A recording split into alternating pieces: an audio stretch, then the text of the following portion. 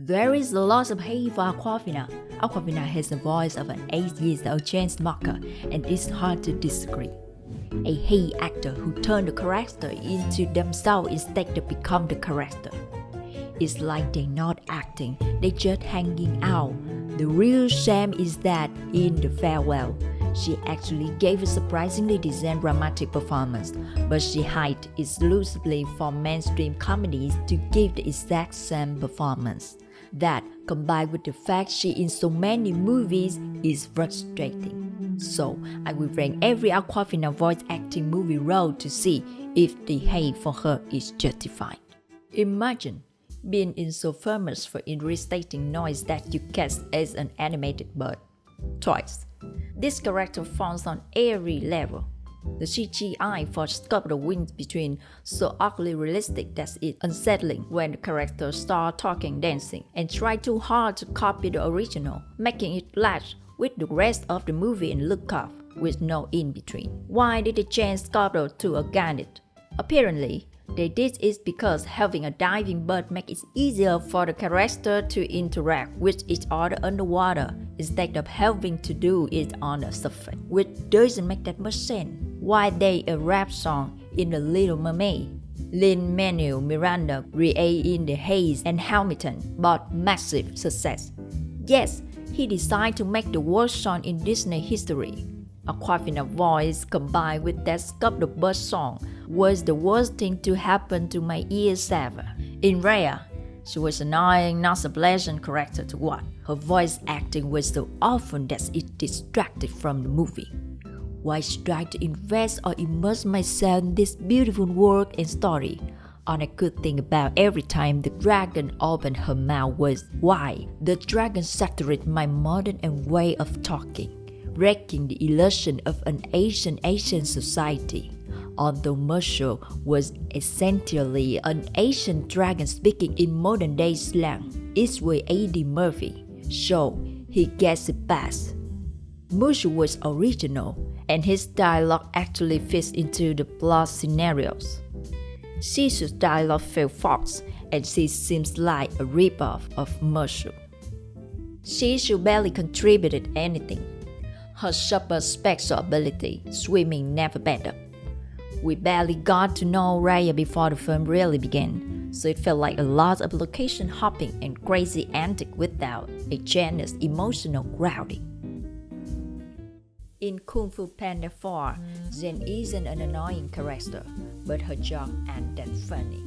The real issue is that she is essentially the same as any Awkwafina character she ever played. Why not as infuriating as some of her other roles? I can't see Zhen as her own character. I only hear and see Awkwafina. The problem is that the movie never takes time to breathe, so her bond with Paul never feels earned. He gave her half a cookie on the road and spends a quiet night with her in the thief den, teaching her a little kung fu.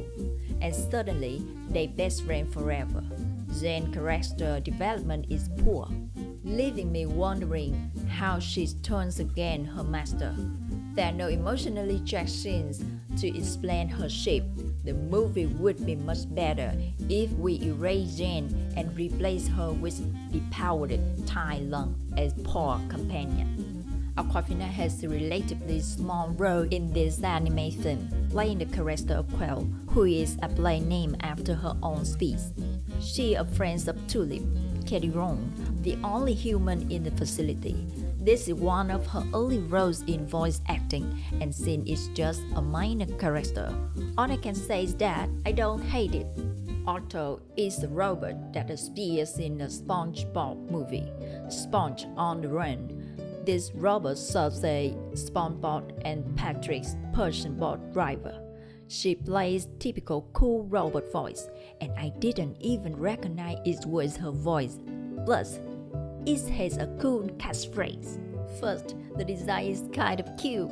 She clearly meant to be the stereotypical teen, but she roughly the least annoying interpretation of it. Courtney never did much for me. She is okay as helpful yet distract assistant of Leonard.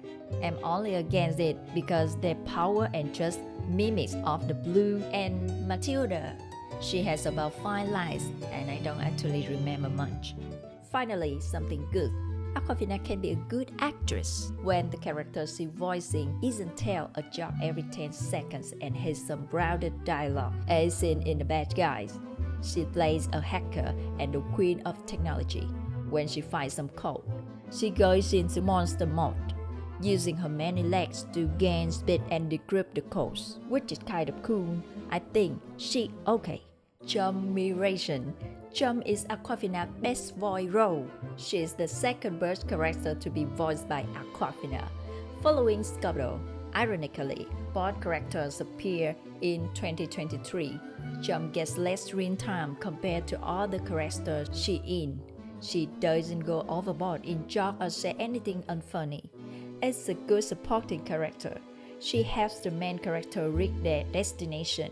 Overall, she's a good supporting character, even though she doesn't go on a journey with the others. It's ironic that Awkwafina, who voiced Chum, is also from New York, giving Chum's New Yorker accent a very natural feel.